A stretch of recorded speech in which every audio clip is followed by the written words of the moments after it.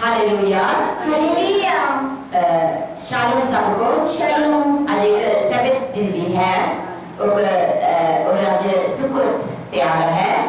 परमेश्वर की कैलेंडर में, परमेश्वर बाइबल में जो सानू मनाना दिता गया 7 त्योहार से आखिर त्योहार है आज। आप बैठ सकते हैं इसके लिए। Hallelujah hallelujah. और ठीक है, ऐसे इस त्योहार के बारे में छोटी सी वचन आज पढ़ लूँगी क्योंकि आज काफ़ी लेट हो गया। फिर भी कोई बात नहीं, परमेश्वर की दया मिला सानू इस त्योहार का पहला दिन शुरू करने। हालेलुया। इस त्योहार मनाने आया गया हुआ सब परमेश्वर की सामने कृपा वाले है। हालेलुया। देखो, परमेश्वर इस दुनिया बनाने कितना दिन ले लिया है? 6 दिन। दुनिया ही सब कुछ 6 दिन लेके 7वें दिन छुट्टी लिया है, आराम की दिन है। हालेलुया। इसी तरह इस त्योहार आराम की निशानियां देता है। कैसे है? प्रभु मसीह की आना, उसके हजारों राज्य पर असली आराम करना कि नहीं? राज करना। हालेलुया। इसलिए 7 दिन और इसी तरह इस 7 त्योहार इसका भी थोड़ी सी अर्थ देता है। हालेलुया। मसीह के राज्य पर असली राज करना है, आराम विच पूरी आराम विच आई जाना है। हालेलुया। ठीक है, ਅਸੀਂ पढ़ ली इस त्योहार का मकसद। थोड़ी सी लेवी किताब में 23 में इस त्योहार के बारे में लिखा गया है। लेवी 23 पर शुरू से ਅਸੀਂ पढ़ता तो पूरी पूरी तैयार के बारे में इसमें लिखा गया है। हाँ जी, पढ़ो। लेवी 23 का 39। हाँ जी। 7वें महीने ਦੀ 15ਵੀਂ ਮਿਤੀ ਨੂੰ ਜਿਸ ਵੇਲੇ ਤੁਸੀਂ ਦੇਸ਼ ਦੇ ਫਲ ਨੂੰ ਇਕੱਠਾ ਕਰੋ ਤਾਂ ਤੁਸੀਂ ਯਹੋਵਾ ਦੇ ਅੱਗੇ 7 ਦਿਨ ਤੋੜੀ ਇੱਕ ਪਰਬ ਰੱਖਣਾ। 7वें दिन 7वें महीने 15 दिन है।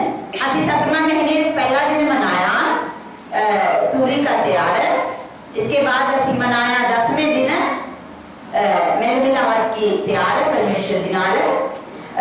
इसके बाद आज 15 दिन तंबू का त्योहार है। हालेलुया। तंबू का त्योहार है। हम परमेश्वर ने कहा 7 दिन इस त्योहार इसे परमेश्वर की त्योहार है। लिखा कि नहीं? इसमें किसकी त्योहार है? परमेश्वर की त्योहार मना लो। यहूदी और इस्राएल की कह के वक्त नहीं है, परमेश्वर की त्योहार है। असि परमेश्वर की त्योहार मनाना चाहिए। मनाना असि परमेश्वर के बच्चे कि नहीं? हालेलुया। कौन परमेश्वर के बच्चे? हाथ उठाओ। असि परमेश्वर के बच्चे तो परमेश्वर की मर्जी करना चाहिए। परमेश्वर की त्योहार असि मनाना चाहिए। हालेलुया। ठीक है, आगे।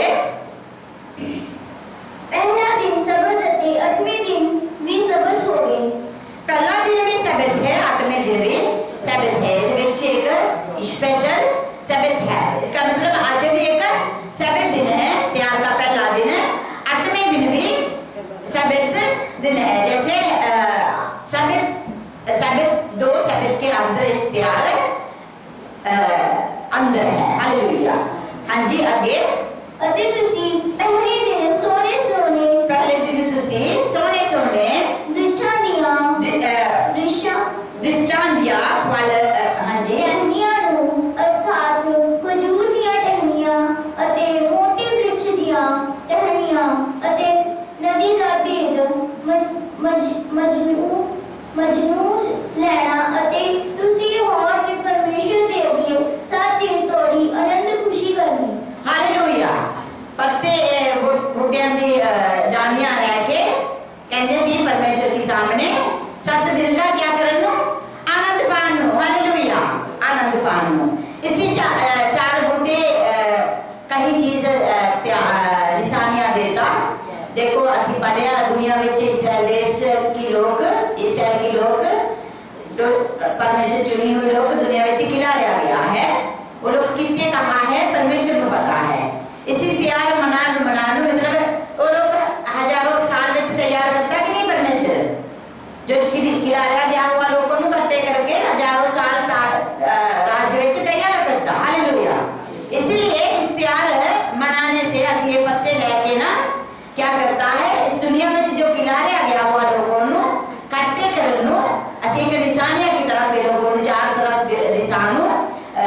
बूटे का पत्ते इधर उधर कर करके खुशी मना के लोगों को मसीह इजारा करता है। खास करके ऐसे 3 साल हो गया इस त्योहार मनाने लगी। इसी टाइम बच्चे जो साढ़े नाल त्योहार मनाने लोग इस पिंड में नहीं तैयार हुआ गया है, फिर भी बाहरों बहुत लोग साढ़े नाल एक ग्रुप पर ही है तैयार है। हालेलुया, परमेश्वर नु धन्यवाद है। आगे वरे विच 7 दिन तोड़ी तुसी यहोवाई वरे विच 7 दिन तोड़ी तुसी इसदा यहोवा दे अगे पर्व करना। ਇਹ ਤੁਹਾਡੀ ਪੀੜ੍ਹੀਆਂ ਵਿੱਚ ਇੱਕ ਸਦਾ ਦੀ ਵਿਧੀ ਠਹਿਰਾਏ। एक सदा दी विधि है। सदा दी विधि में मतलब सदा दा विधि मतलब क्या है? सदा दा विधि हमेशा मतलब असी उन्हें नया नेम की नहीं है, पुराना नेम की नहीं, असी नहीं मनाना ऐसे नहीं क्या इतने। सदा मतलब आज से, सदा मतलब हमेशा। पुराने लोग मनाया था है परमेश्वर की लोग जो परमेश्वर को जानता लोग से मनाता थे। उन्हें सानू परमेश्वर की बच्चे बन गया तो असी परमेश्वर को पता तो परमेश्वर के बारे में पहचान तो असी भी मनाता है। मतलब सदा सदा दीदी क्या है पुराना नेम की लोगों को नहीं मनाना चाहिए। हाँ ऐसे नहीं क्या ना, नया नेम में लोगों को मनाना नहीं चाहिए ऐसे कुछ नहीं बताया है ना। सदा काल विधि है हमेशा, क्योंकि हजारों साल राज्य विच भी इस त्योहार इस वक्त के अनुसार असी हमेशा मनाई जाता है। हजारों साल विच धरती पूरा आराम की सबक मनाता है। हालेलुया, असी इसका परचाया है। इसी परचाया मतलब असी ट्रेनिंग लेता है। पास हो गया तो उन्हें इधर सबक नहीं मनाता तो राज्य के अंदर नहीं लेता, क्योंकि राज्य के अंदर सबक की प्रैक्टिस होना चाहिए।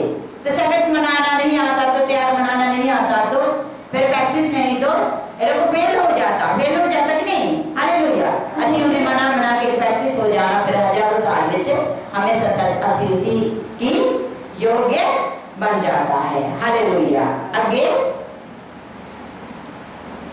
तुसी 7 दिन तोड़ी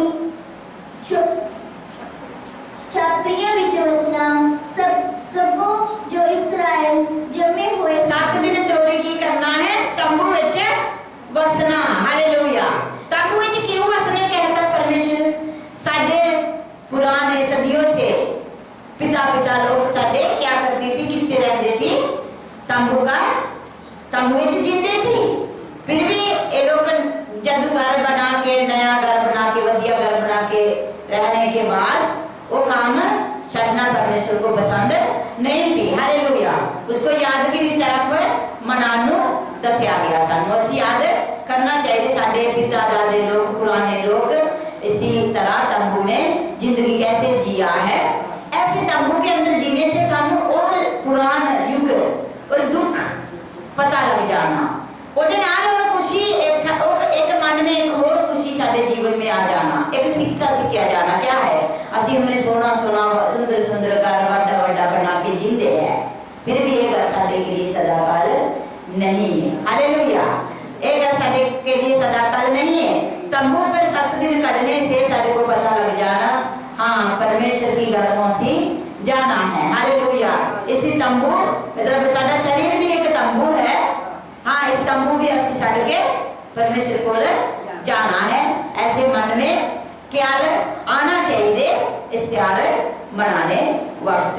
हालेलुया, आगे सो झोपड़ियां विच वसना पाई तुहाडी पीढ़ियां जलन सो जो मैं इस्राएल नूं झोपड़ियां विच वसाया जिस वेले मैं उन्हां नूं मिस्र दे देश तो लियांदा। मैं यहोवा तुहाडा परमेश्वर हां अते मूसा ने इस्राएलियां नूं यहोवा दी परवाह नूं दस दिता। हाँ, इसराइल लोग सब तंबू पर त्योहार मनाना चाहिए। तो मैं दस देता है लास्ट वचन